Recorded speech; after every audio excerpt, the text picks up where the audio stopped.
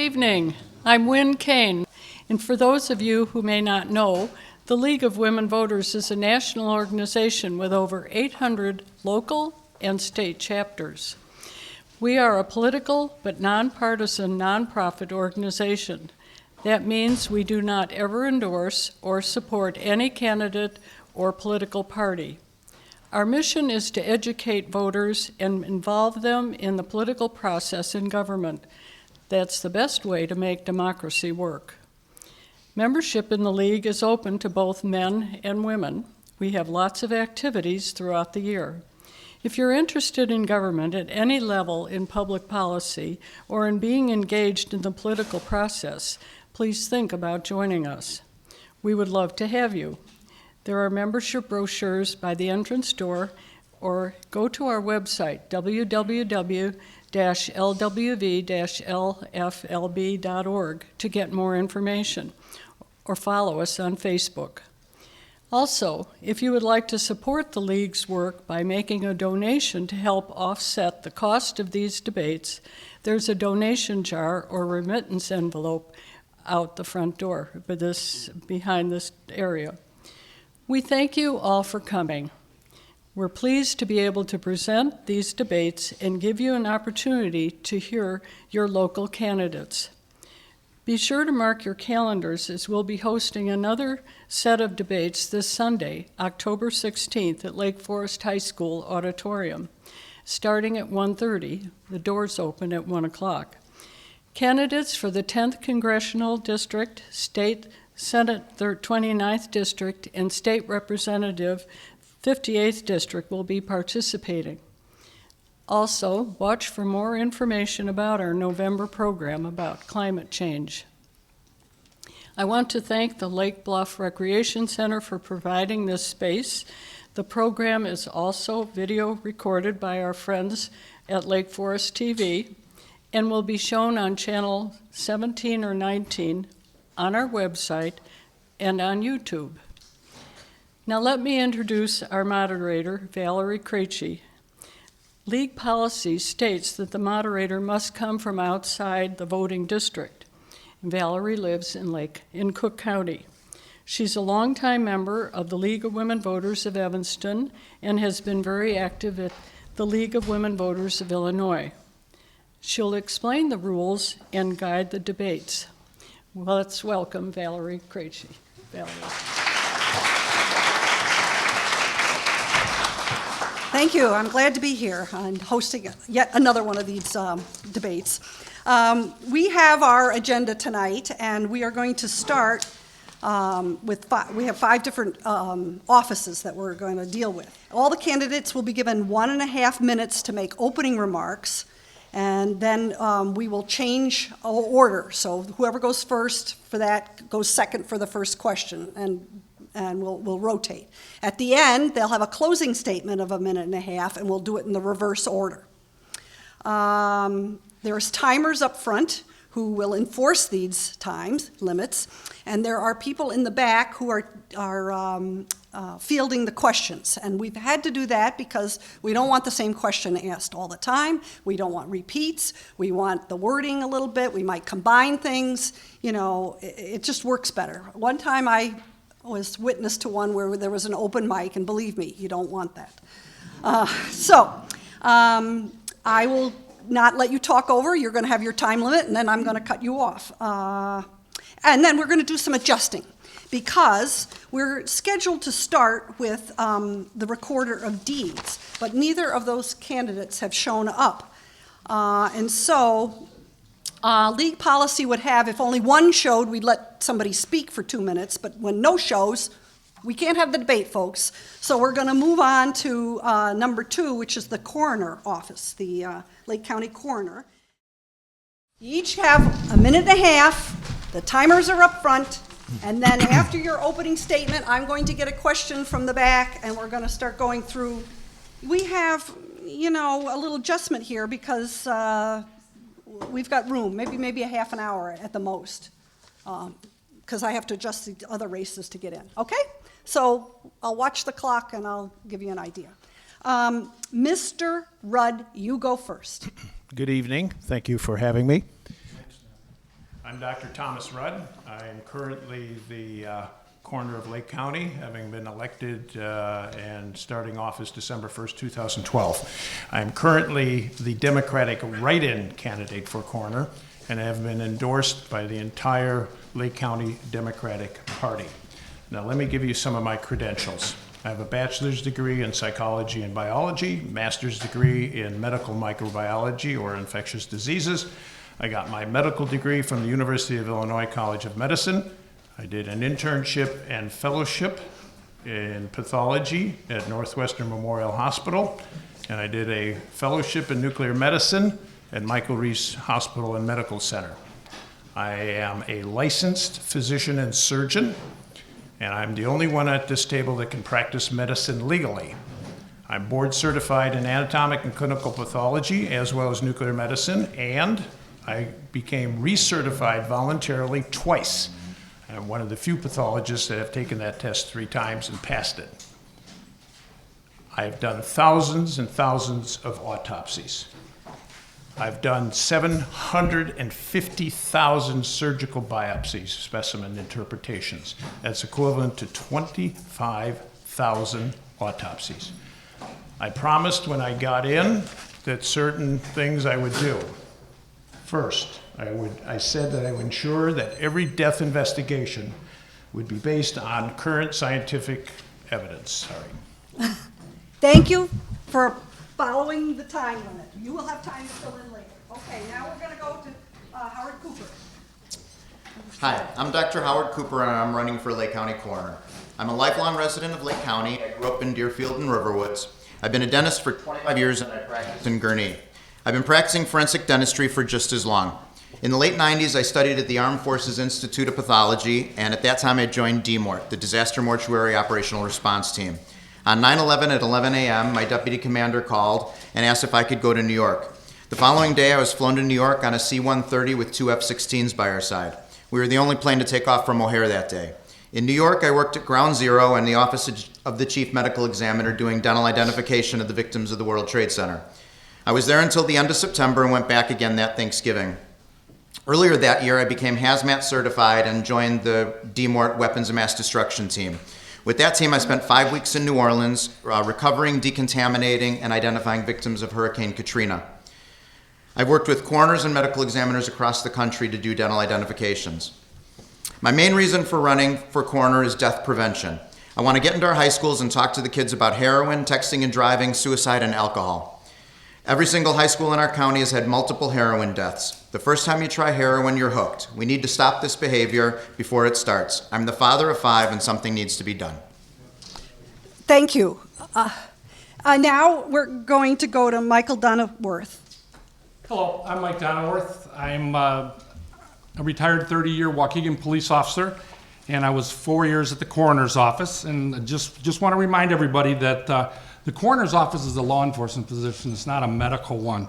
The coroner can't do autopsies at the coroner's office. Therefore, I have the right experience.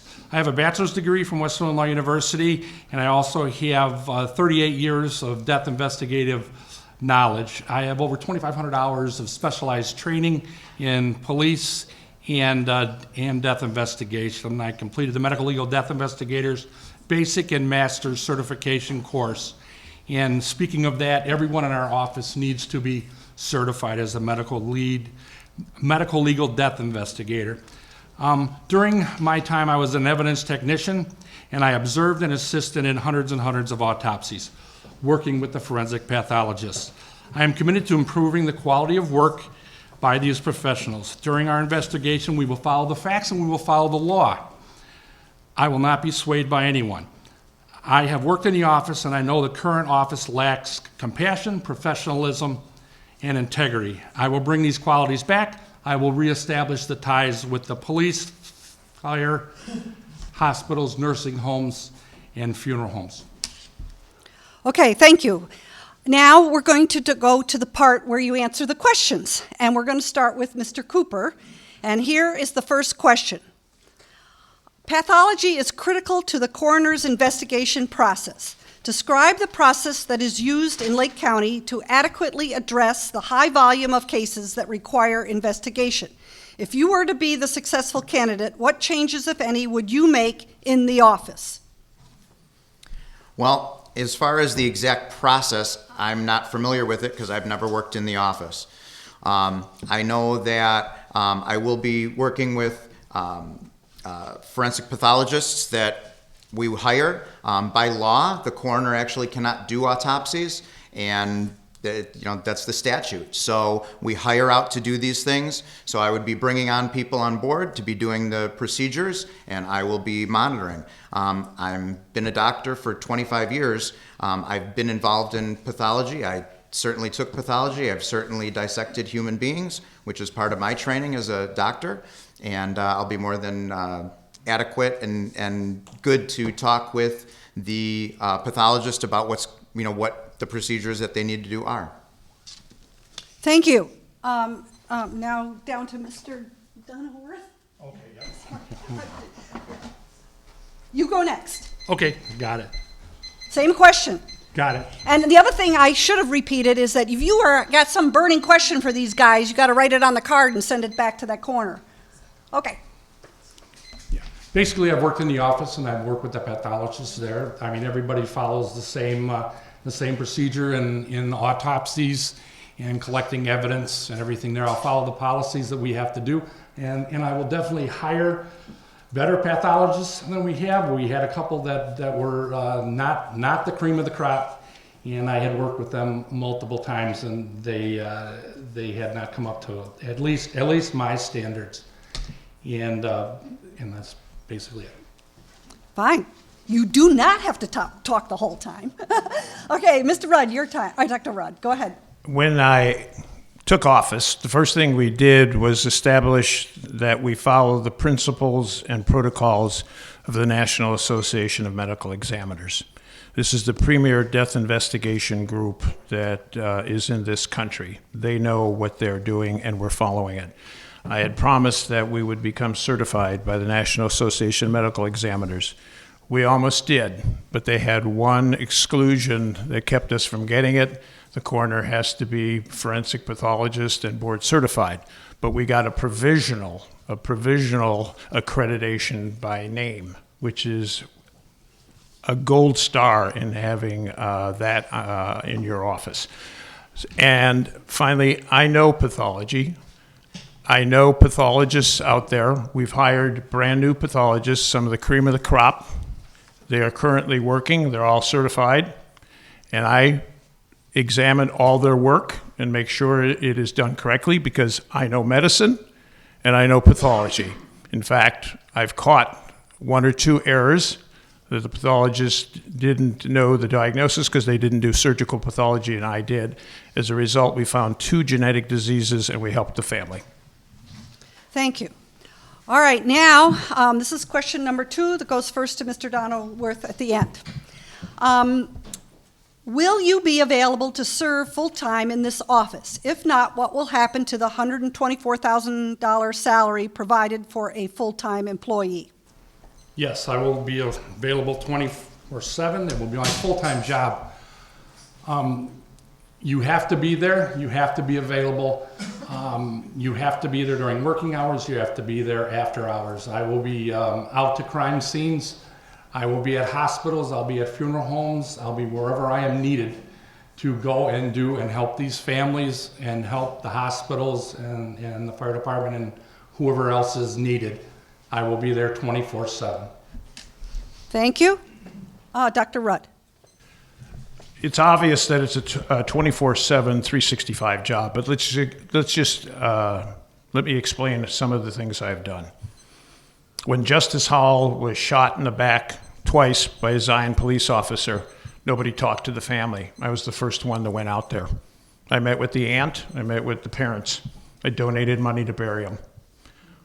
When Darren Hanna was murdered by the North Chicago police, I was contacted by the family and I counseled them and talked to them. I got into office.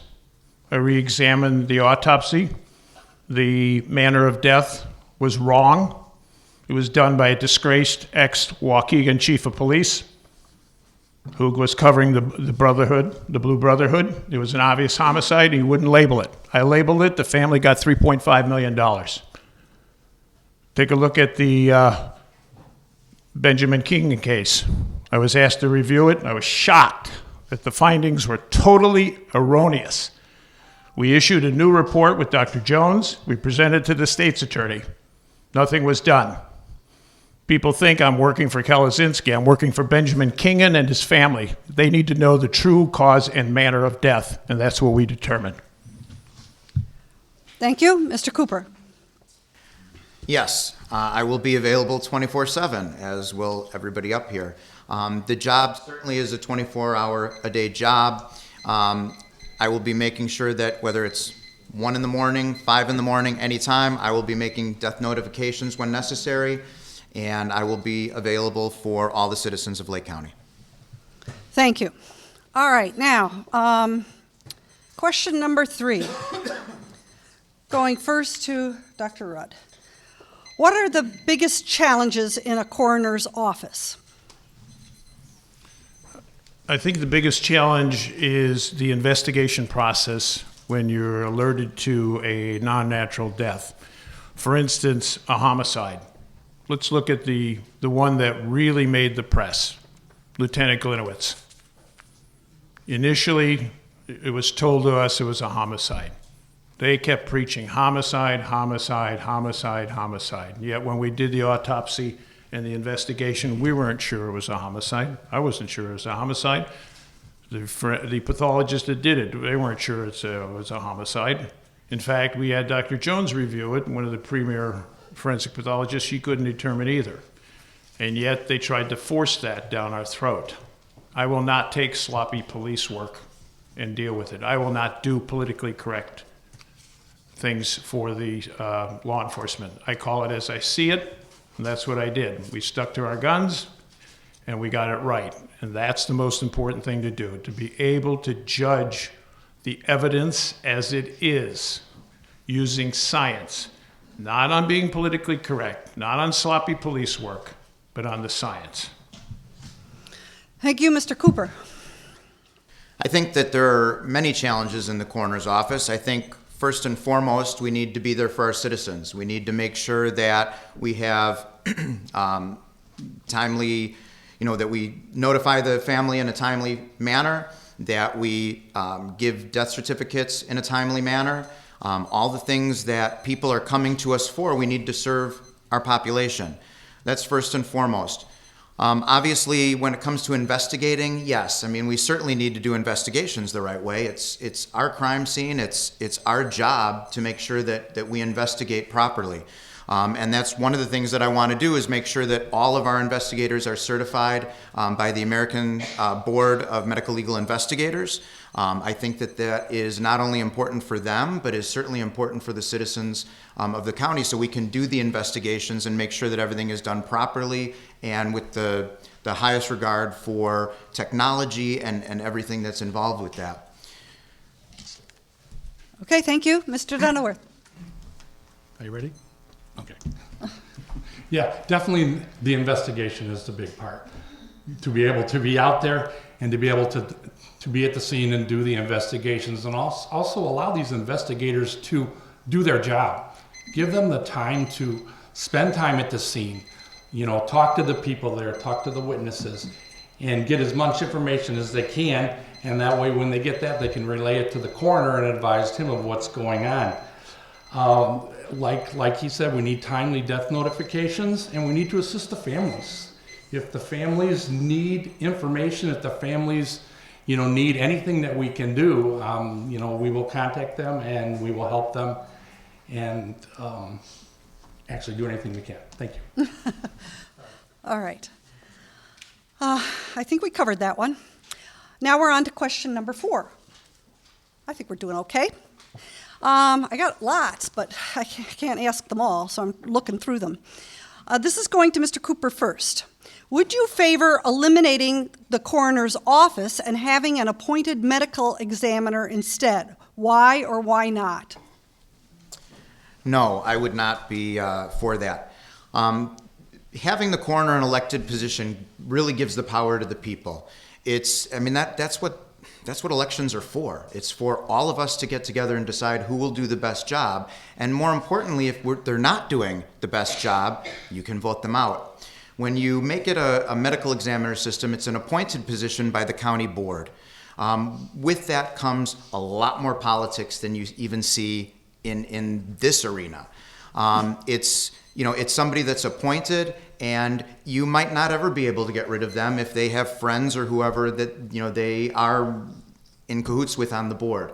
So I think that it's really important. I think the coroner certainly is, while they're not doing the actual autopsy, they're running the office. You have qualified people. There's no reason that we have to have a medical examiner per se. Okay, Mr. Donworth? Yes. No, no medical examiner, keep the coroner. Because just like Dr. Cooper said, he said it makes him accountable. So if he isn't doing his job, if he's lax on things, these items can be brought out, and then in the next election, if you wish to replace them, you can. But I believe in the coroner's position and not the medical examiners. Okay, Dr. Rudd? Those two answers go against the National Institute of Health's recommendation, which says you should convert all coroner's office to medical examiners. In regards to being answerable to the people, you can hire a medical examiner two ways. You can put them on a 5-year, 4-year contract, in which it's renewed every 4 years by the board. The board members are obviously answerable to the people that put them there. So the electorate can tell their board members they don't like what's going on. The medical examiner will cut costs. Right now, we're shelling out $200,000-$300,000 for forensic autopsies, and then you're paying the coroner $125,000. That's close to $400,000. You can easily get a medical examiner for about $200,000, so it would be cost effective. So it's much better to do it that way. I tried to convert it within 6 months of getting. I promised I would convert it. I met with the powers to be in Lake County, and they wouldn't agree to what I said was the devil in the details, and that is that it's an open-ended contract. They wouldn't accept that, so that they backed off. We tried. They said, we're not going to do it. 12 months later, they came back to me and said, I hope you're running again. I said, why? He said, you're doing a good job, so we'd like to continue. And I said, I'd still like to convert it, and they said no. Wow, I'm learning a lot about the coroner's office. Okay, I got more here. Question number 5, going first to Mr. Donworth on the end there. You get a first crack at this one. What personal qualifications do you feel you possess that make you the best candidate? Well, I'm definitely compassionate, and with my 38 years of law enforcement experience, I've had to see everybody at all different problems in their lives. I've seen them happy, I've seen them sad, and I've also been to accident locations where they have seen their family and seen them die, and I've been more than happy to help them and assist them in whatever they want to do. I have an ideal for the office. I need to have the investigators all trained, get them all trained. We've waited for 4 years now to get these investigators trained, and they only have trained 2 out of the 7. I will do that. I will do training, and I will work forward to do whatever I can and whatever service I can do to the to the citizens of Lake County. Thank you. Dr. Rudd? Well, that's an interesting answer. I'd like to be known 4 years ago. If you want to take the test for the American Board of Medical Legal Death Investigation, just ask me and we'll fill out the forms and let you take the test and pass it. Pay for it. Mr. Donworth never came to me. In terms of skill as a pathologist, coroner, I've dealt with families. I know what it's like. I've made diagnoses on people, sat with them, told them about their cancer, offered them hope. During a span of 15 years of private practice, I also did nuclear medicine, which is a form of radiology. with breast patients. I sat with them with their scan, told them whether it was positive, negative, offered them hope. And yes, near the end, when we exhausted hope, I sat down and told them there's very little we can do. And some of these patients I did autopsies on and talked to the remaining family members. That's what I know about compassion. I have it. I've practiced it. I'm a physician. Mr. Cooper? I've been treating patients for 25 years, so obviously I would imagine that you would believe that I'm very compassionate. Most of you probably don't want to go to the dentist, so I'm very used to that. I've also been involved in the two biggest tragedies or incidents that our country's ever seen, 9/11 and Katrina, probably the biggest disasters we've ever seen.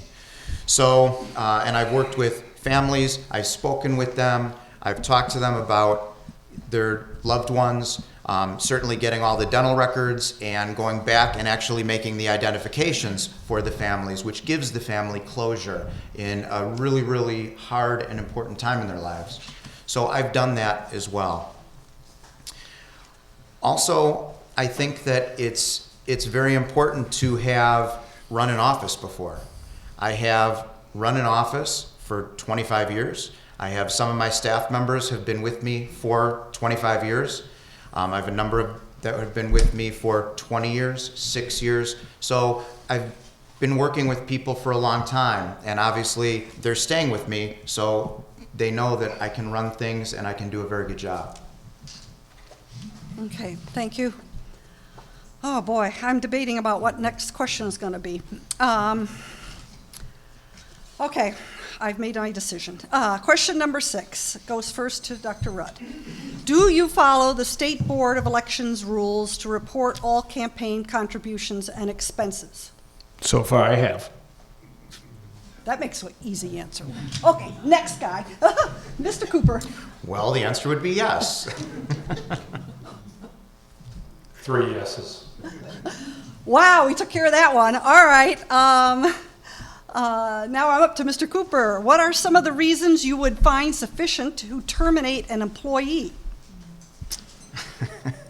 We had this question in the last debate. Sorry. Wasn't no, there. that's okay. I find it so amazing that why we would think about firing people when we're trying to get elected. That's sort of an odd thing. I said before, I think that if people are doing things that they shouldn't be doing, if they're stealing, if they're lying, if they're cheating, if they're not doing their job, those are all grounds for reason for dismissal. We do in the coroner's office have a union, so obviously there are rules to, letting people go. It's not just firing people like in my private practice. So we certainly have to follow the rules that, of the union. But I really, again, will go back to what I said earlier. I'm not worrying about firing people. I'm worrying about bringing an office that is having a lot of trouble right now together, about bringing people together and working for a common goal. And I know it sounds silly because it's a coroner's office, but you should always have fun at work and do your job and enjoy it and work together, and the outcome should be good. I know that's what we do in my office every single day. For 25 years, I will say I've never worked. I have fun. We enjoy what we do. We treat patients. We do it to the best of our ability, and people are happy that we're doing that. And that's the same kind of ethic that I'm going to bring to the coroner's office. Thank you. Mr. Donworth. Well, don't want to fire anybody, but if you do, like you said, you have to follow the union contract, and the union contract provides for progressive discipline. I mean, you have to have a verbal, you have to have a written, and then you can be suspended. And then if the crime or the allegation is serious enough, then you can terminate. But there are rules that you have to follow. Basically, you have to follow the human resource policy. And you have to follow that before you can fire anybody, which, of course, Dr. Rudd didn't do. So we'll let that go with that. There you go, Doc. There are rules you have to follow, and they're correct. There's a union in the office, and it's 3 strikes or you're out. Except when you commit such acts that are so bad that you can fire immediately, like being a drunk at a theater, accosting a server by taking your hand and forming a gun and pointing at her head as he rips out the most vile, foul language that I had to tell the manager not to put it in the letter because it was so bad. I contacted Human Resources. It was their decision to say, go ahead and fire him, and we did. We also had a secretary who was about to attack one of the other secretaries. I went to Human Resources and dealt with them. They're the ones that told me these should be fired. Anything I did was with the support and backing of Human Resources in the county of Lake. Okay. I think that was number 3, question 7. Okay. I'm going to give you one more question. That would be question number 8. Then we're going to have your 1.5-minute summaries for everyone. I think so.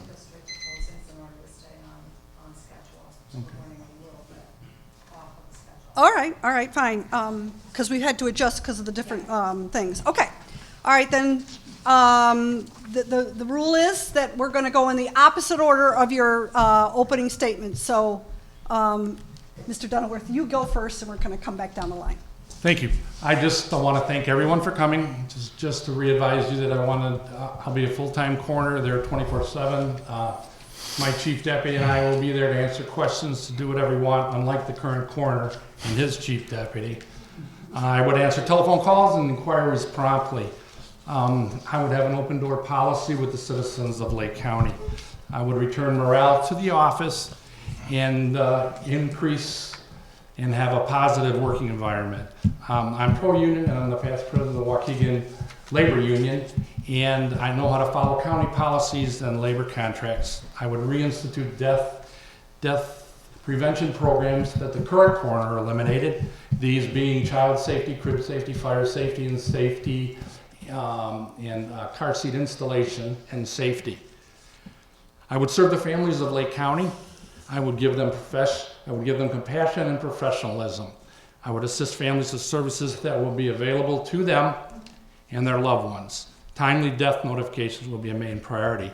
I would be doing this, and I would bring service and caring to my office. My office will be a working office from the coroner on down.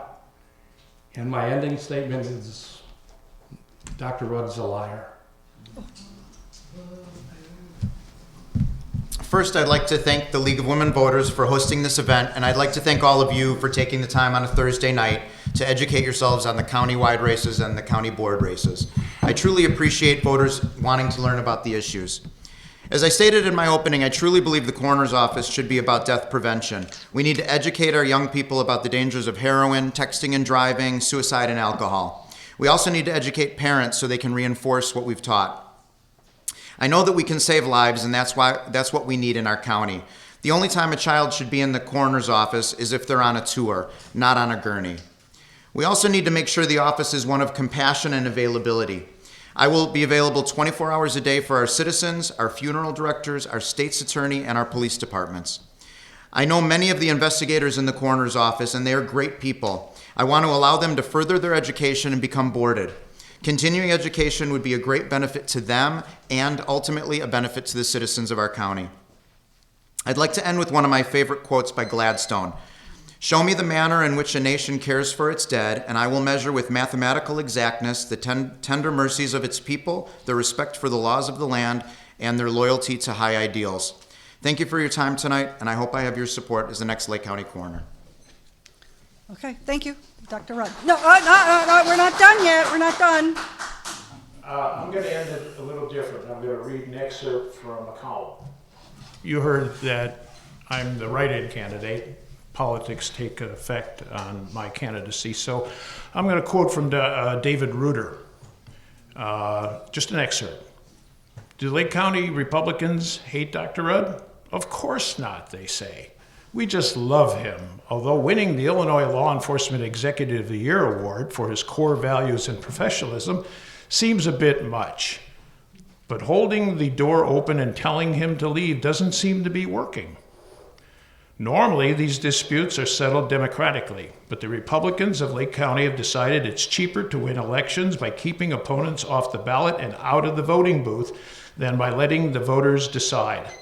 It's a Mussolini-esque democracy.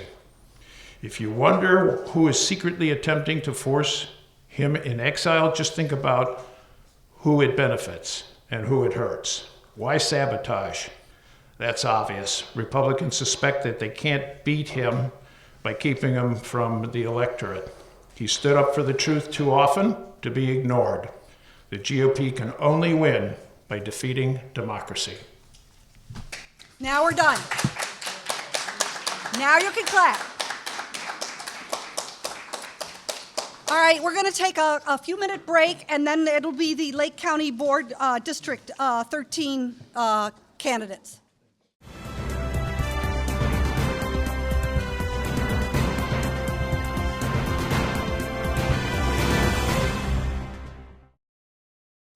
We're going to go to the Lake County Board District election next, but before that, we want to introduce Robert Harridan for the running for the office of Recorder of Deeds.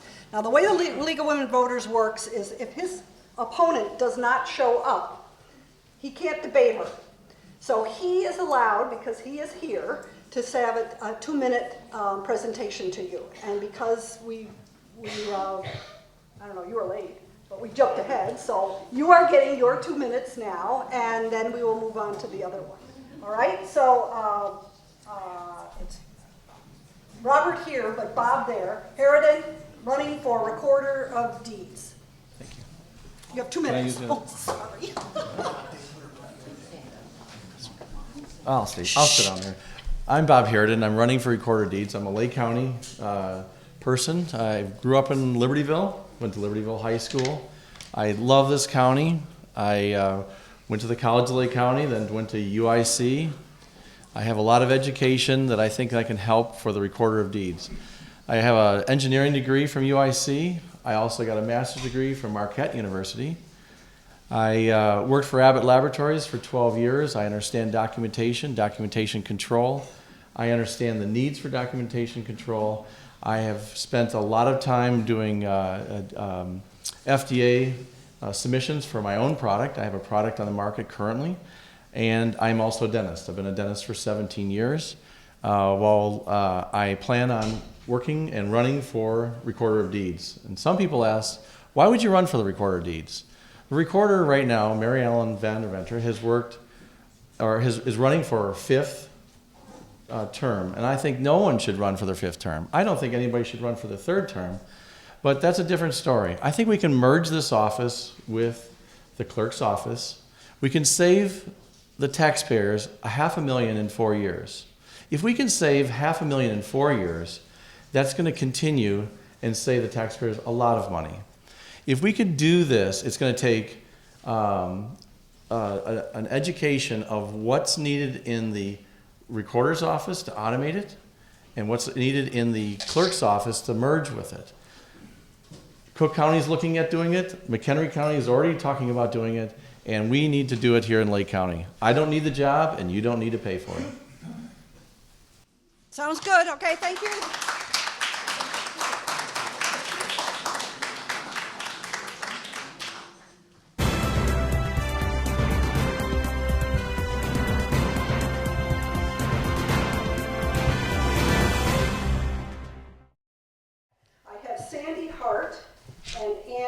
Brennan. All right, and I guess because you're seated in this order, you're going to go. Oh, really? Okay, ladies. We're gonna flip. Whatever you want. Go ahead. Here, you This know. is gonna really mess me up. Heads or tails? I don't know what you said. Heads, yeah. Okay, what do you want? Heads or tails? This is really. Oh, Oh, you should have called it first. Wait a minute. I don't know. Why don't we, I mean, You why know don't you what? just pick? Yeah, Who somebody cares? else. Yeah, right. You We're go good. on, you go Thank on. you. I just Right. decided. All right, and then, you know, for your community statements, you'll go first. and Okay, you'll go thank you. second. All right. And then is You this have the a mic minute that, and a half to make your opening statement. And I will Okay. give you the mic. Okay, excellent. Okay, ready, set. Hi, I'm Sandra Hart, and I'd like to thank the League of Women Voters for this event and to all of you for attending. I've had the privilege of representing the 13th District for the last 4 years. I pledged 4 years ago that I would bring county government to you, and I have, by offering open office hours, holding property assessment appeal workshops, budget overviews, and bike path programs. I can often be found at the farmers market on Friday mornings talking to people about county services and your forest preserves. I am proud of what I've accomplished. I led the effort to televise finance so that you can see how your tax dollars are spent. I worked to create a partnership with Walgreens to provide prescription drug disposal boxes, alleviating the burden for our police departments. I worked closely with the Sheriff's Office, the Health Department, and the State's Attorney's Office on the opioid epidemic and providing better long-term care for our residents living with mental health issues. Before joining the county board, I worked at Kraft Foods for over 13 years, managing a $37 million business and developing strong analytical skills, which is useful during our budget meetings, which are coming up next week. I have a business degree from Indiana University and an MBA. I also served as the referendum chair for our new elementary school in Lake Bluff and on the Park District Board for 7 years. I've always worked in a bipartisan manner and believe that it is the person, not the party, that matters. I am proud to be supported by independents, Republicans, and Democrats. I look forward to continuing to work full-time and representing you for the next 4 years. Thank you. Okay, now we have Ann Brennan. Hi, I'm Ann Brennan. I'm running for the first time for elected office. I've been living in Lake Bluff since 1996. A few years after I moved there with my 2 children, I became a divorced single mom with sole custody of my children and sole financial responsibility. My kids attended the Lake Bluff public schools, Lake Forest High School, and then college in Chicago. And I'm happy to say they're both in their mid-20s. Neither one of them lives in the area anymore, but they're both independent, working, and turned out great. On the professional level, I started my own business when I was 30. I have an executive benefit business, which is in the insurance business, and I work with entrepreneurs and very established companies in the area of executive benefits, which involves life insurance, disability insurance, pensions, and supplemental retirement plans and long-term care. So I am running for the Lake County Board for several reasons. One is I believe we should stop the growth of property taxes. I believe we can do that by creating jobs, attracting businesses, and providing better transportation facilities. And I believe because I've worked with entrepreneurs, boards, and management committees for so many years, I'm uniquely experienced in this area and can apply my skills to Lake County Board. Thank you very much. Thank you. Okay, question number 1 is going to Ann. Explain the Forest Preserve Board role, I think, and why we should be so happy each time hundreds of millions of dollars are spent on them. Well, first of all, I don't think my understanding of the Forest Preserve Board, their budget, I think their budget's only $72 million. So I don't know where the hundreds of millions of dollars come from. I think we would all agree most people come to Lake County. One of the reasons they come is because they love the open spaces. I also think that the Forest Preserve does provide a lot of educational value besides entertainment value. My understanding, I think you all know if you're on the Lake County Board, you're automatically on the Forest Preserve Board. I think there are certain statutes and spending that are dictated by the state, but generally speaking, my opinion is that the Forest Preserve Board has been pretty well run. And I'm not aware that they have hundreds of millions of dollars of overruns. Right. I don't really understand. I just where it came read the from. questions. Right. Thank Okay. you. Now you can respond. Yeah, I actually think the Forest Preserve is very well run. It was really one of the main reasons why I decided to run for the county board was because of my interest in serving on the Forest Preserve Board.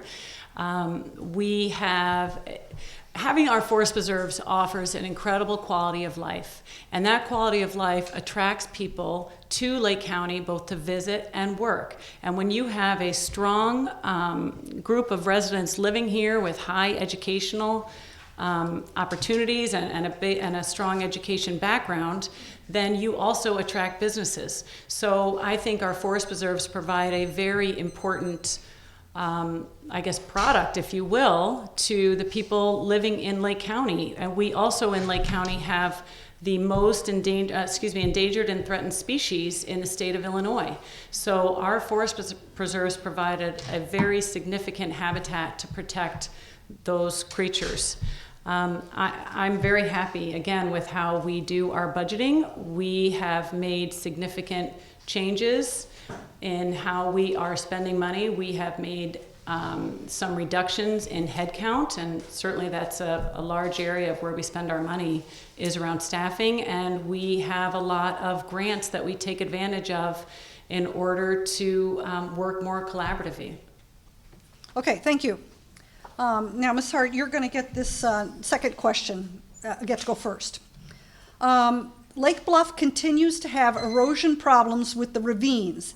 This will lead to loss of building and has already caused loss of property to homeowners on the ravine. Shouldn't the Stormwater Management Commission be helping with this?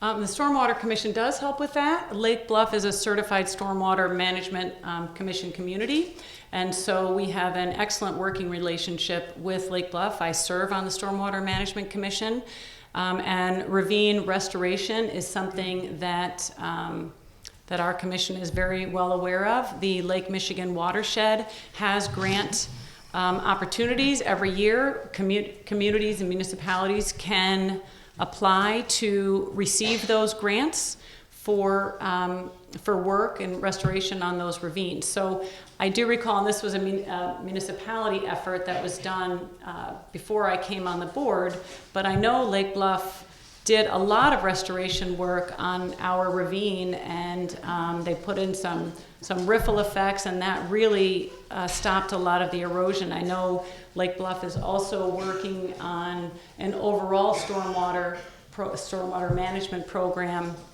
because of the massive flooding that occurs during those heavy downpours when you can't even access the east side of Lake Bluff. So, we have a very close working relationship with the community. But Ms. Brennan, your response. My response is, well, I can appreciate their problems with the ravine. I think Lake Bluff has bigger problems, and that is traffic congestion, and also the sewers are a huge problem. I've lived there since 1996. I know this personally because the area we live in, you cannot get there when we have downpours. But I think overall, when you run for a board position, you need to have a strategy of how overall this affects a variety of communities, of which Lake Bluff is one. I don't think some of our issues are unique. And again, I think from a business standpoint, we need to look at all of it. We need to look at the funding. We need to see what's the most efficient way to resolve the sewer issues and the transportation issues as best we can. Okay, Ms. Brennan goes first on the next one. Do you think the number of board seats is too many, too few, or just right? I'm a free market and limited government person, so even if I do get elected, I tend to appreciate efficiency. I think they've shrunk the board in the past, and I think probably it would be a good idea to shrink it further in the future. Again, it depends on how efficiently you can provide services in government. I don't think necessarily big numbers ensure better government. So I would be in favor, if it makes sense and the taxpayers want it, to shrink the board and make it more efficient. Okay. Even though I do want to add, just to be clear, that it is a Republican-run board. They've done a good job. I know Mike Rummel, who's here, is on the Finance Committee, so it doesn't really have anything to do with this, but my understanding is demographics change, and they are changing. Perhaps the board is bigger than it should be. Okay, thank you. Ms. Hart? I would agree, and Ann is correct when she said she had believed that the number of board members had been reduced. So there used to be 23 board members, and now there is 21. And I think it is always makes sense to look at how we can run things more efficiently. So absolutely, I would be in favor of that, and I think we could do it very quickly, but I believe we have to wait until the 10-year mark. Every 10 years that things get remapping, which I think the League of Women Voters is very familiar with. So I think that would be the time when we would look at whether or not it makes sense to reduce the number of board members. Okay. I feel like I was negligent in not telling you. If you have some burning question, you can ask for a card, and it can be sent to the back to the people that are fielding these questions and forwarding them to me. We have a group back of our people making sure we're not asking multiple the same question, and we're, combining questions, that kind of thing. Because I only got 3 here left. Okay, so now, and you're giving me nice short answers, and there's only 2 of you. Now, this goes to Ms. Hart first. The county has made mental health care a priority. What does that mean to you? Well, thank you for this question. This is something that's near and dear to my heart, and I am honored to have been appointed by our chairman, Aaron Lawler, to be the representative Lake County's representative on the White House's task force for data-driven justice. So mental health is a very serious issue. It impacts, I would say, everybody in this room. I'll go out on a limb that everybody here knows someone who suffers from mental illness, serious mental illness, or suffers from it themselves, and it has impacted their life in a major way. So right now we have an issue where mentally ill persons are cycling through our jail. We have one person, and he is not an outlier, 17 times in 1 year through our jail. So think about the cost implications of that. So you've got a moral implication, right? And then that cost implication. And I think it is very important for us as a community to understand how can we better serve that individual, and how can we better serve the people of Lake County to provide true long-term sustaining care for these people so that they can get back on their feet. This is something it's very near and dear to me, and I look forward to working on this in the next 4 years. Thank you. Good. Your turn.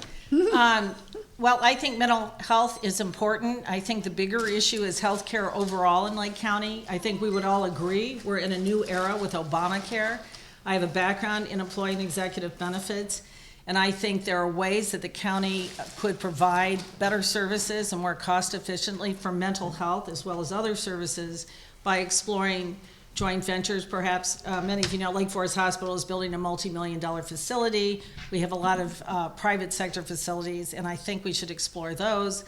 I'm very familiar with mental health, but I think overall we, again, should put this in a broader context. About 20% of the Lake County budget deals with health and welfare benefits, and I believe we can be more efficient and cut costs and provide better services, of which mental health is certainly one. Thank you.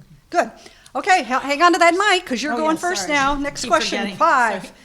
Here's a new one. Okay, Please good. explain your position relative to the Route 53 extension proposal. Oh, thank you for asking. So I think this might be an area where Sandy and I differ. I am in favor of the Illinois Tollways continuing environmental impact study on Route 53. The reason I say that is the Illinois Tollway has a $1 billion balanced budget. They're doing an impact study, which my understanding is will take another 2 to 3 years, so there's not going to be anything immediate.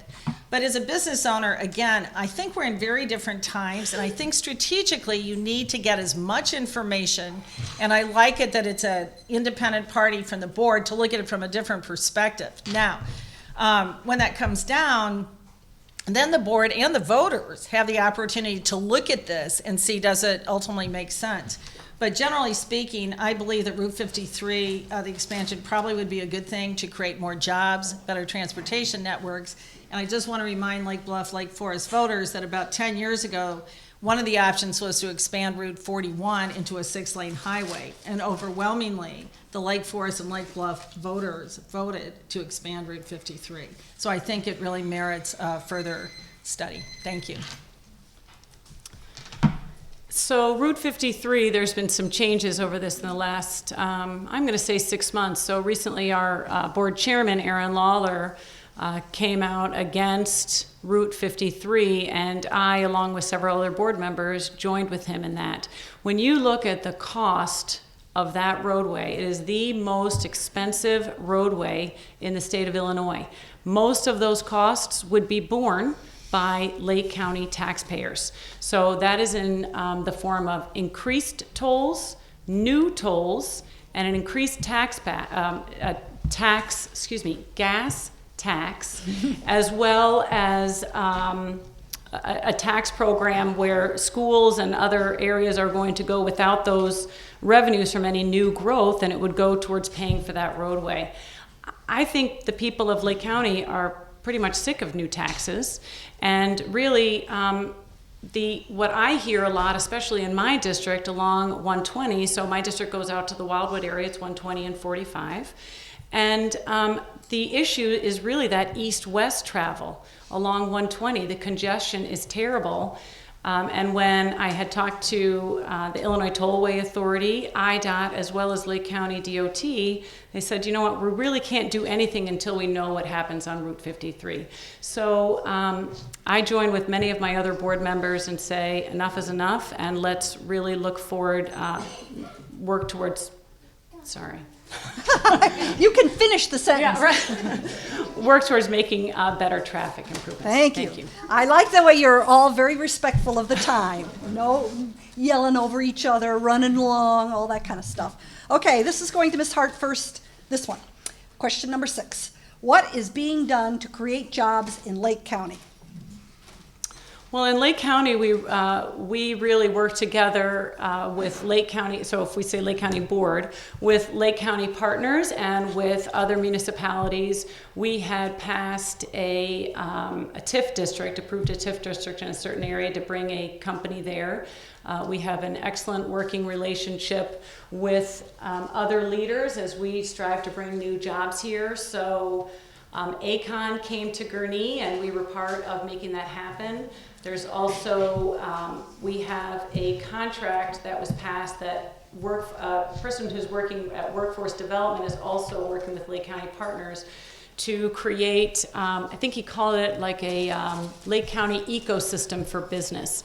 In other words, working directly with those businesses to say, hey, what do you need from us so that you can stay here, whether you need expansion, whether you need training opportunities for your employees, and we will work to make that happen. So we have a program where we're working, it's the Lake County Board, Workforce Development, Lake County Partners, the College of Lake County, Rosalind Franklin, to make sure that we have this system in place so that when companies are thinking, gosh, what am I going to do? Am I going to move over the border? That we are there and responsive to their needs. Thank you. Ms. Brennan? You know, I think Lake County has a problem because we're in a highly competitive work environment. We have the highest property taxes, I believe, around the collar counties. DuPage County, Will County are cheaper than ours. And again, this is related, I feel, to Route 53 and creating more jobs. Why do businesses relocate? Well, because there's a favorable tax environment, favorable zoning, favorable regulations. We do have a great education system here, so I think we have well-trained people, and it's very attractive. But given our location, it's really easy to go over to Wisconsin. It's really easy to go over to Indiana. And I think having worked for 36 years with all kinds of business owners who've created lots of jobs, you know, I think taxes really matter. If it's cheaper to build a warehouse over in Wisconsin, they're going to go to Wisconsin. So while I applaud any effort to bring jobs, I think perhaps one should look to Will County. They had a similar situation with Route 355 10 or 15 years ago. I think, you know, we could customize that and learn from them. Amazon created a fulfillment center there, and now it's booming. It's a logistics hub for the Midwest. They're on their 4th fulfillment center. We don't have to attract a multinational, but I'm saying transportation and jobs go together, plus a favorable business environment. So I think we have to look and be much more aggressive, I think, to attract the kind of jobs we want. Thank you. Okay, nope, hang on to that. Oh, sorry, I keep always. All right, Sorry. Ms. Brennan, you're Yes. first on this next one. Okay. What do you think is the top issue in the next few years for the county board? I think the top issue in the next few years for the county board is the fact that we have a broke state. People are leaving. Demographics are not that great. It's not just Lake County, but the 24 to 54-year-old age group, they're leaving Illinois. So that means the Lake County Board, no matter how well run it was in the past, as they say in the mutual fund industry, past performance is no indication of future results. I think we'd all agree in an age of zero interest rates, it's harder to fund pensions. So I think the number one thing, again, is job creation. With job creation, better transportation, and more businesses, we alleviate the burden property tax as an individual payer. So you broaden the tax base, it lifts everybody up.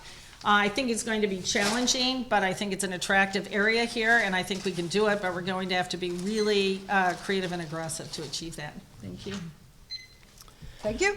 Ms. Hart? I think one of the things that I think our board is excited to work on is the new legislation that Lake County received, which is the ability for us to have what DuPage County has, which is what are those local units of government that could be potentially dissolved or joined together in order to alleviate the burden of having all of these different taxing bodies on our residents. So I'm very excited to work on that project. It will take a lot of analysis, but I think that that's a really important thing. Another important thing I would say is certainly the property tax burden on our residents and how we can better collaborate with other municipalities, think about how we can do things differently. So it's always doing more with less. How can we really shift our balance sheet, if you will, more away from relying on property tax and more to other revenue streams. Now, certainly with the health department and the sheriff's office and the jail, that is, those are cost drivers, right? But we just need to be smart, and I think everybody is in that environment, particularly as Ann said, with the state of Illinois, that really impacts what we can do in Lake County, and it impacts our budget. So when we are waiting to be paid $8 or $9 million from the state, we have to make very difficult decisions at county level. Thank you, thank you. Okay, hang on, you got question 8 here to go first. What should be done with the Winchester House when it closes? That's a really good question. I don't know. I think we'll have to look at what the structure holds. I believe we will, once the new owners have the building completely built and that building is empty, we'll really have to take a look at what the needs are for that area. But that's going to be a lot of community engagement and interdepartmental conversations, really. Does it make sense for us to have another structure? It may not, so. Ms. Brennan? Winchester House, just to be clear, is senior housing, correct? The old facility. I'm just reading It's the old question. facility, right? Yes. I mean, somebody's still there. Yeah, but I just want to be clear. So, we have an aging population, and again, I'm more of a free market person and a private industry person. I think we should explore, before Lake County takes on perhaps more capital improvements. We already have the courthouse. I think we should look at that. There are a lot of private sector entities going up to serve the needs of the elderly. I know this personally. My 92-year-old mother lives with me. I've supported her for the last 6 years, so I have personal experience with healthcare and the challenges with the elderly. So I would argue, I think, again, like so many things, we're in a different ballgame. We need to take a look and see if we can't either do a joint venture or do something with the private sector to provide better services. Thank you. Good, good. All right, now, well, hang on, you gotta keep that Oh, now. we can't- This is gonna be question number 9 and the last question. Then we will go to your closing statements after you, now, can you hardly wait what this could be? Is the Lake County Board a place to really resolve the needs for affordable housing? I would say the Lake County Board is certainly one of the areas to discuss the needs for affordable housing. I mean, it's a fairly complicated issue because it impacts, each community has certain unique needs because of their demographics. I think the county board with its experience running across the county experiences, but again, I think it's just like business. I think you need different interests to study this, bring it together, bring it before the board. I think the board is one of the best formats to have a public forum, frankly, and put it before voters. But I think there's a pretty complex issue, and you need each individual community to kind of address their needs and also have some demographic projections and certainly cost projections to how that'll play out. Okay, thank you. Ms. Hart? So I also serve on the Housing Community Development Commission, and affordable housing is something that we work on. We just did our 5-year consolidated plan, and what they do, we had a consultant come in and really analyze what was going on in Lake County. And one of the things that we found was that there is a real need for affordable housing. Suburban poverty has grown at quite a high rate here in Lake County. So it is a place for us to have those conversations. However, those conversations, because of the makeup of the Housing Community Development Commission, we have private citizens there, we have people from municipalities, and we have several county board members. So that's going to be discussion that will be ramping up over the next 4 years because, again, of that consolidated, that 5-year plan, we're really shifting where we put our resources and our priorities. Great job. Okay, now, Ann Brennan, you get to start with the final, your 1 minute and a half closing statement, and then Ms. Hart. Okay, I'd like to thank the League of Women Voters. It's great to be able to have a free and open debate in this country because many do not. I also appreciate Sandy, who lives about 3 blocks from me, debating with me. I would like to say my closing remarks. I'm running for Lake County Board because I was fed up with property taxes. I've been here 20 years, and as I reiterated, I was tired of a 250% increase. I believe government, no matter how well run, can always be more efficient. I believe our country, our state, and our county is going into different times.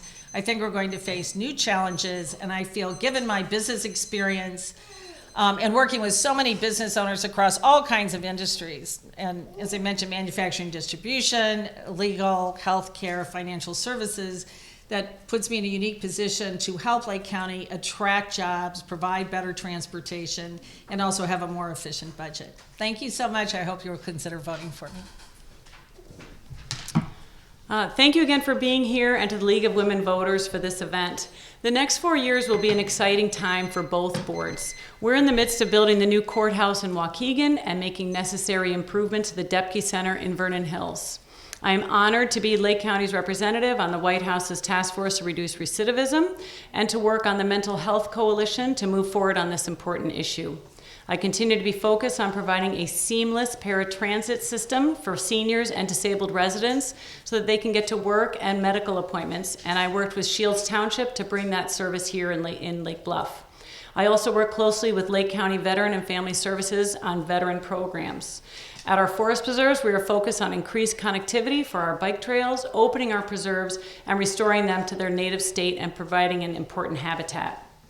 4 years ago, I pledged to work full-time for you, and I have done so. In addition to serving on these 2 boards, I also serve, as I said, on Stormwater Management Commission, Housing Community Development Commission, the Sexual Assault Coordinating Council, and the Lake County Opioid Initiative, as well as serving as an alternate on SWALCO. Over my term, I have met many of you, and you've given me your ideas, thoughts, and input. I will continue to listen, and I will push for solutions and will not stop until they are found. I am proud to have received the endorsement of the Daily Herald, the Sierra Club, and the Lake County Farm Bureau, and to have significant bipartisan support. I ask for your vote in the upcoming election. Thank you. Okay, now you can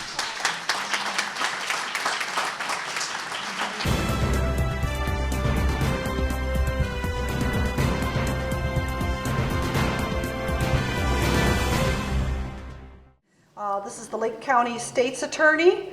We have Mike Nierheim and Matt Stanton. Sorry. They flipped the coins, and Mr. Stanton won. So he gets to go first with his 1 minute and a half opening statement, and then that will be followed by Mr. Nierheim. Thank you. I'm Matt Stanton. I'm a practicing attorney. I'm an adjunct professor of law at Chicago-Kent College of Law. I teach special topics in constitutional law. Before that, I was a school counselor and a teacher. I'm a family man. I raised 5 children. I raised them as a single parent for most of that time. 2 of my children have special needs. They're all adults now, but I am proud to say I had 5 honor roll students. During that time, I worked a variety of different kinds of jobs, including truck driving, loading dock, different sorts of things. We all know that the Lake County State's Attorney's Office has a national reputation because of the many, many wrongful convictions that not only were mistakes that happened in the office, but were fought tooth and nail against the evidence of the science.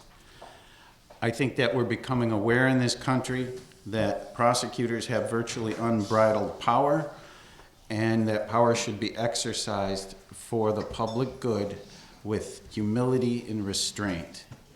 It's representing the people of Lake County, not a privileged class of people as a prosecutor.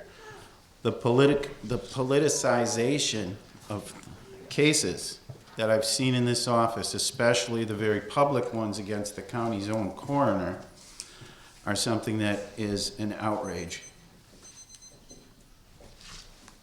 Thank you. Mr. Nierheim. Thank you. I'm Mike Nierheim. I'm the Lake County State's Attorney. I've served you for the last 4 years as your State's Attorney. Before being the State's Attorney, I started my career as an Assistant State's Attorney, where I tried cases as a prosecutor, handling everything from traffic to murder and everything in between. I've also worked as an experienced defense attorney, trying cases representing people charged with crimes in Lake County. I've also handled cases on behalf of indigent clients where there's a conflict with the public defender's office, representing people that can't afford an attorney. So I've been on both sides of the law, and I bring an experience to this office second to none. I'm proud of my office, and we do have a reputation for wrongful convictions, but our reputation is as a national leader for how you identify and prevent wrongful convictions. We also have a national reputation under my leadership for what we're doing to address this nation's opioid epidemic, specifically here in Lake County. I co-founded the Lake County Opioid Initiative with a lot of community partners. I was instrumental in putting naloxone, which is the antidote to an overdose, in the hands of law enforcement, and they've had 115 saves as of today here in Lake County. We also just launched a pre-arrest diversion program, which is one of its kind in the county. So these are a lot of areas where Lake County has led the country under my leadership, and I hope to continue to serve you for another 4 years. Thank you. Okay, thank you. No, there's not going to be any clapping or booing or hissing or anything. Yeah, we're going to let them answer, and at the very, very end, after they make their closing statements, then we all clap. Okay, question number 1 is going to go first to Mike Nierheim, and this is it.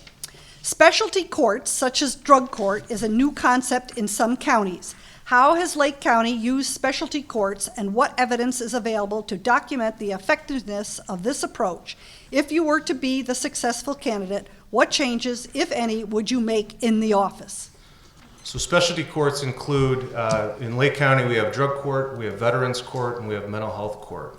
They're all diversion programs, and they deal with different issues, and the names are kind of self-explanatory.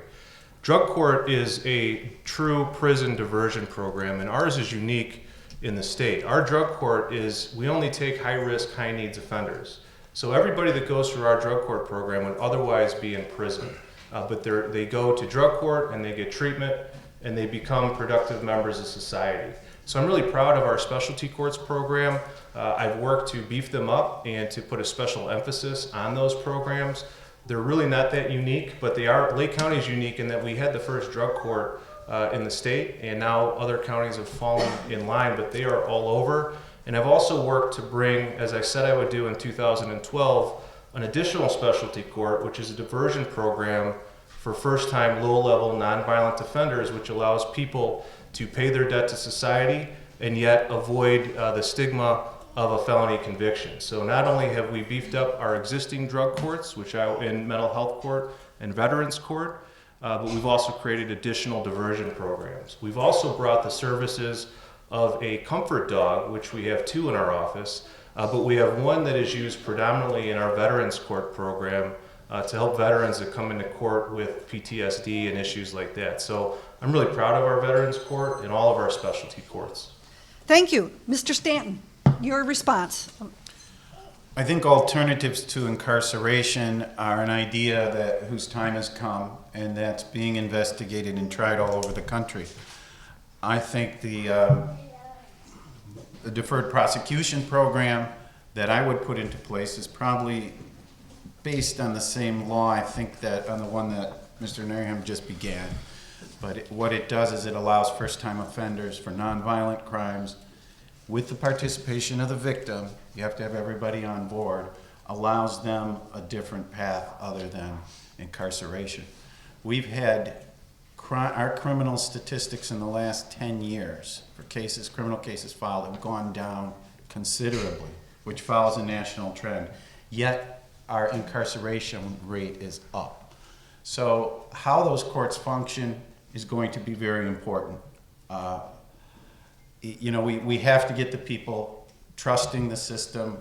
We have to have people, the professionals in place that are going to be working with the goal to a path for rehabilitation for people, again, with nonviolent crime that can escape, not escape, I mean, but that can leave court with the chance of working off a felony, so that they don't have that going onto their record, which makes it very difficult. Okay, thank you. Mr. Stanton, you are the first respondent to this next question. What will you do to reverse wrongful convictions in the future? First thing I do is institute a conviction integrity unit. This is something that has been done in other areas of the country where they've had these kinds of problems. I think what we have in Lake County, and I'd really love to hear if anybody's got an answer for it, but there's this closeness between the Waukegan Police Department and the State's Attorney's Office that is joined at the hip. The investigators in the State's Attorney's Office cycle out of the Waukegan Police Department.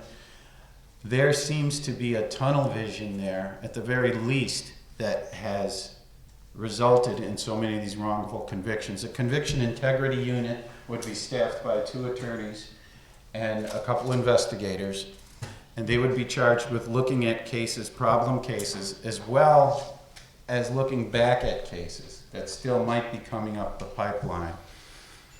And the conviction integrity unit, I think while we're at it, would also be involved with training new state's attorneys in ethical handling of things like exculpatory evidence, which is evidence that a defendant has a right to try and make their case, and it cannot be withheld.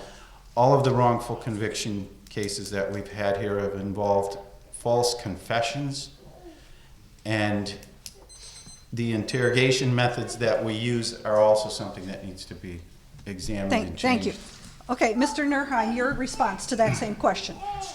So it's twofold. We have to first work to identify wrongful convictions and free people that were wrongfully convicted, which I've done. There's been 3 cases I've dismissed in the last 4 years after finding wrongful convictions and doing the right thing. And even some of these cases happened over 20 years ago, but it's still my responsibility. The other part of this is to work to put protocols into place to make sure this doesn't happen again. And there's really 4 areas that we focus on. We also do have a conviction integrity unit, which is an in-house unit headed by 3 felony level attorneys and an investigator.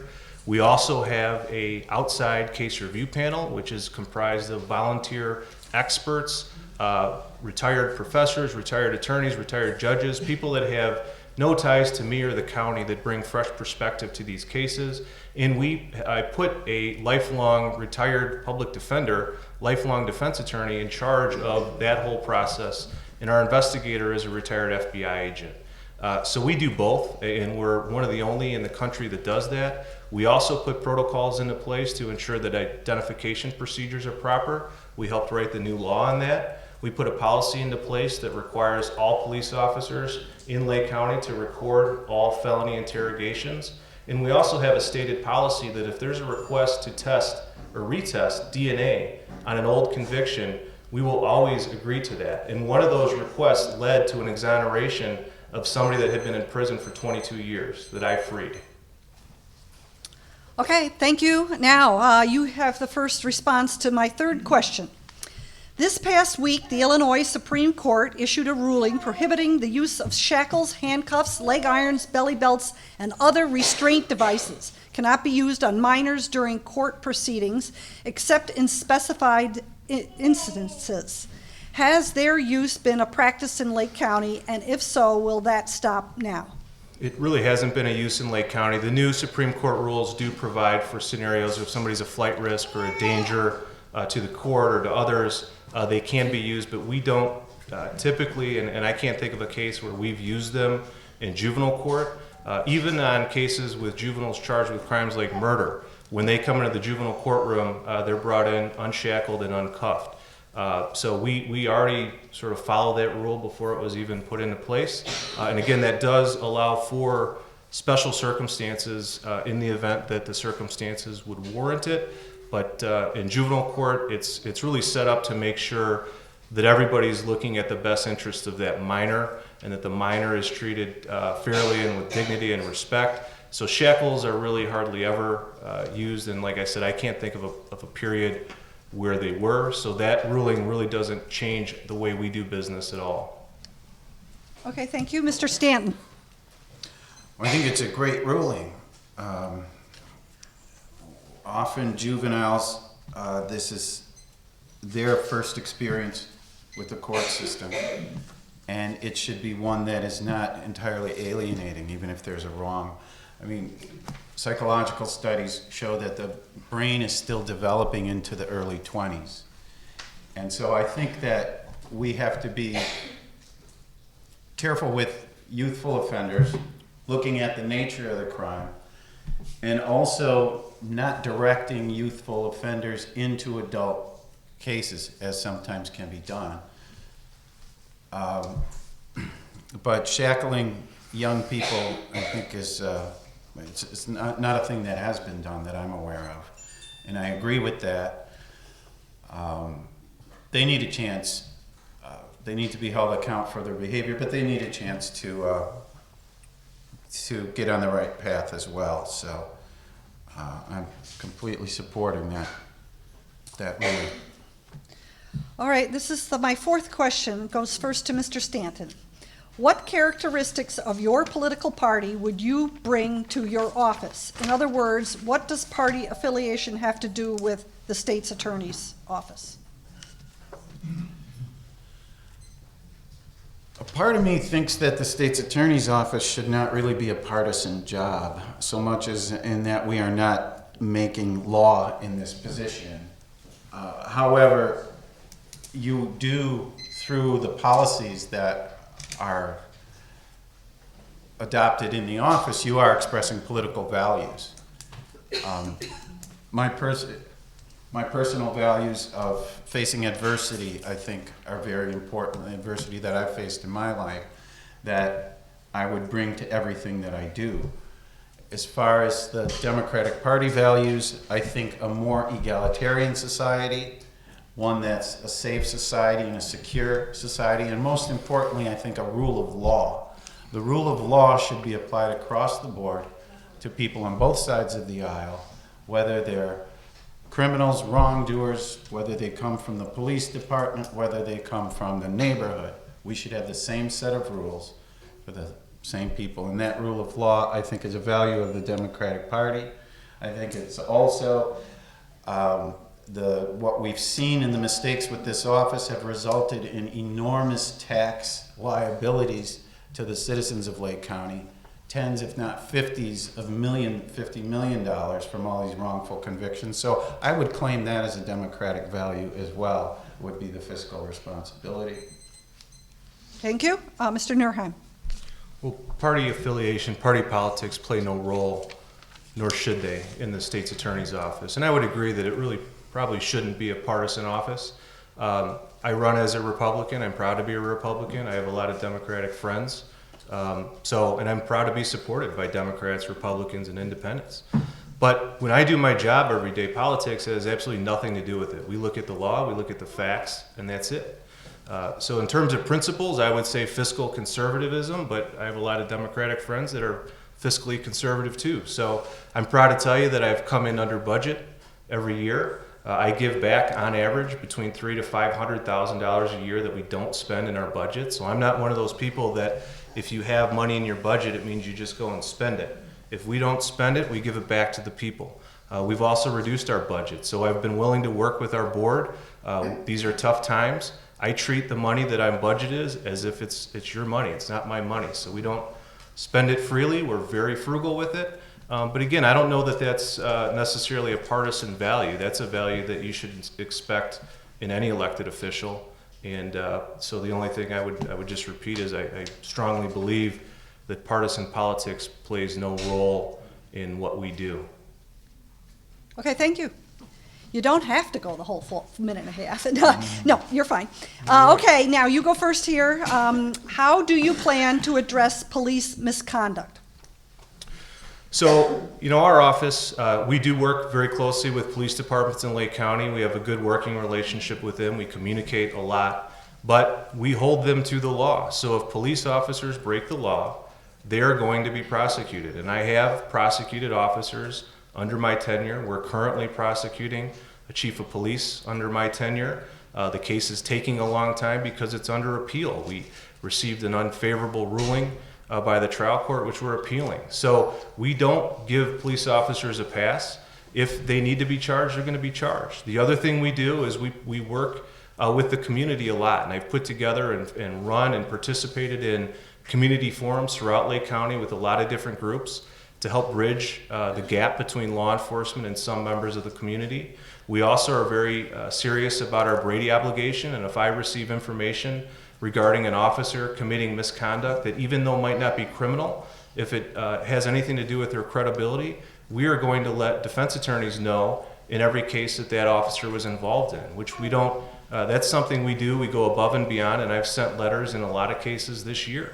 So officers are going to be held accountable to the law. They're going to be continued to be held accountable to the law. But with regard to, and this is maybe another issue, but the growing divide between law enforcement and the community, it's really about working to promote understanding and awareness. And I have played a role in that and will continue to.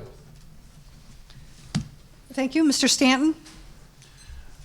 I think for the public to have trust and respect for the state's attorney, as well as the police, is that you have to have the rule of law applied across the board. And if there's situations, because the state's attorney obviously works closely with the police departments, there's an allied but separate goal that the two have. I mean, the state's attorney's office is to pursue justice in every situation. And that means that a prosecutor should be just as interested in innocence as they are in guilt. And it should be blind justice. It shouldn't matter if that person is one of your friends or comes from the club. And in order to begin to build that trust with the communities, we have to see that that's being practiced and that the wrongs are acknowledged and that they're truthfully told. Even if we can't get final justice, at least they're being talked about in an honest and open way. None of this should concern anyone who's interested in safety. These are not obstacles to safety, because if you have rules that are clearly understood and they're fair, that helps the police. Again, one of the problems that we've seen is when these things with trustworthiness, the problems with false confession, the closeness between the police and the state's attorney's office that I alluded to earlier. Thank you. Okay, thanks. Now it's Mr. Stanton. You're the first on this one. Question number 6. 92% of the incarcerated are held in county, sometimes 2 years without sufficient evidence to hold. What's the solution? A lot of people are being held because they can't come up with bond. I think that there has to be, bond has to be considered to be more realistic and based on the means that a person has. Because if somebody's being held in jail because they can't make bond while they're awaiting trial, it does several things. I mean, it puts an immense strain on their family. They lose their jobs. $500 to some people is something that may as well be $50,000. They just don't have it. They can't come up with it. And I think it's a fallacy or a fiction to pretend that that bond amount affects them the same way that it affects a person with means. So we have to have some alternatives to that and look at if this person actually a danger, is there actually a flight risk here?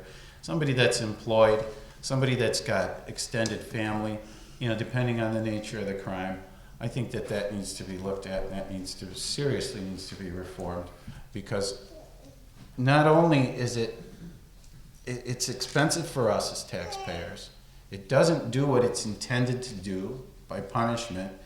It pushes people into plea agreements that otherwise may need to take the case to trial, and it's often very punitive in nature for somebody that hasn't been convicted yet.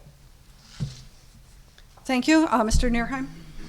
So there's two factors when you set a bond. It's flight risk and danger to the community, and that's it. And so you look at what is the person charged with, what is their background, what is the nature of the case, and that's what the court has to decide when they're setting a bond. Now, I would quarrel with that statistic, but nevertheless, there are a lot of people that gets put in jail that are awaiting trial.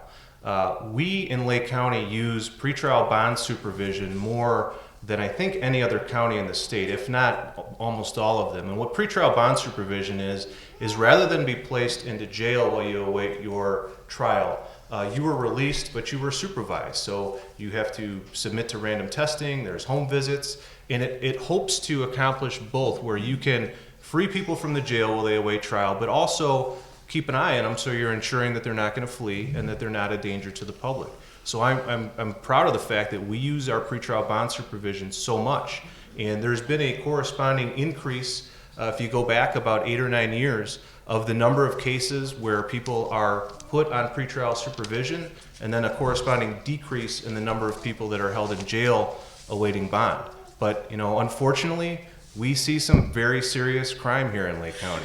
We see murder, we see shootings, we see aggravated criminal sexual assault, we see significant child abuse and domestic violence. So those are cases that we take seriously, and when we need to ask for a high bond on somebody to protect you and the public, we're going to do it.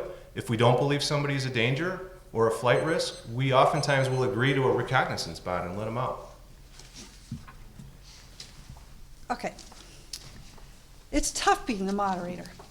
I have 3 cards here that basically say the same thing. So I am going to try to ask the question, I don't know. It's definitely about RICO, if I say that right. Considering, and it goes first to Mr. Nierheim, considering the wrongful arrest of Mrs. Patrick and others under the Lake County RICO and the unlawful wiretap finding by Judge Strickland, what's your intention for the future of RICO in Lake County? And then I have something about wrongful board exonerations, and then same thing, how will you make investigations follow legal and transparent processes? I mean, it's the same. I get it. I was expecting this one. So you've probably heard about the RICO case. It's been in the news. RICO is the racketeering statute. It's, if you watch mafia movies, it's what the feds use to take down organized crime. We have a state version of RICO in Illinois that I'm proud of and that we've used. It's the first ever RICO case in Lake County's history, where we don't just go after, it allows us to go after an entire organization rather than just one drug dealer or criminal at a time. So we will continue to use RICO. We'll use it sparingly. It's a powerful tool, and it shouldn't be used. It should be used sparingly. We've had one case. We received an unfavorable ruling from the trial court on a motion to suppress involving 6 defendants of 27. The rest have all pled. That's a decision that I disagree with, and in fact, we are appealing that decision. And it has to do with the interpretation of a statute, and it's a pending case. So unfortunately, as much as I'd like to get into the weeds on that case, I can't because it's pending. But I can tell you that we are appealing that decision. We look forward to continuing to prosecute these individuals. We haven't let anybody go. They're going to stay right where they are. We're going to continue to prosecute them, and I will continue to use the RICO tool where appropriate, because drugs and guns are a tremendous menace to our community, and I will continue to be very aggressive with those that bring harm to our communities. Mr. Stanton, your response to my combination question. Sure. Fred Foreman was the Lake County prosecutor for many years, and he had a mantra there. He said, number 1, don't bring embarrassment to this office. The failure of the Lake County State's office in the RICO case, I think, is not a thing you have to go into the weeds to understand. And What it amounts to is that there was a failure to sign the wiretap warrants. I mean, this is in the news. This is an article. And the wiretap, the law that Judge Strickland talked about is very plain. It's just the plain language of the law is that the state's attorney, because he's an elected position and responsive to the people, is the only person that can sign those warrants. And that wasn't done. And I think that's what happens when you leave the day-to-day function of the office to your subordinates. You have those kinds of oversights and that kind of negligence. So it's a mistake. But now we've got a whole host of suspected gangbangers that are still on the street. And I think that we have to ask ourselves, how can we make mistakes like that? If this was private practice, people would be telling me, I hope your malpractice insurance is paid up. All right, thank you.